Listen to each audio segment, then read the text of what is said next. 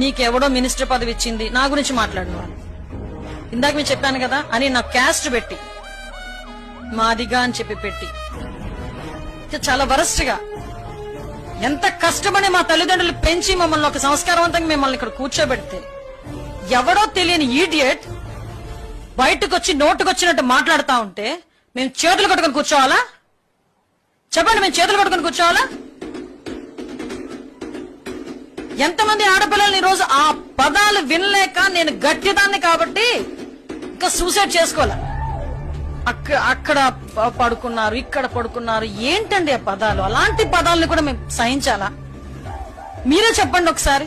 ఇలాంటి ఏదవల్ల మేము పట్టుకొని తీసుకొస్తున్నాం తప్పించి ఈ రోజు గవర్నమెంట్ మీద ఏదో తప్పుడు వ్యాఖ్య రాశారనో వాళ్ళ గురించి మేము ఎప్పుడు మాట్లాడలేదు. I'm home minister. నా పేరు మీద ఫేక్ అకౌంట్ ఓపెన్ చేసి దాంట్లో పోస్టులు పెట్టి దానికి 13,000 మంది ఎంతమంది ఫాలోవర్స్ అట. అసలు అంటే ఇప్పుడు మేమేమీ చేయకుండా చేతులు కట్టుకుని కూర్చోమా? మేము ఇప్పుడు కూడా మాట్లాడకుండా కూర్చుంటే వెనకేసుకొస్తావా నువ్వు? నేను ఓపెన్ గా చెప్తా, ఇలా తిట్టారు నన్ను వదిలేయాలా?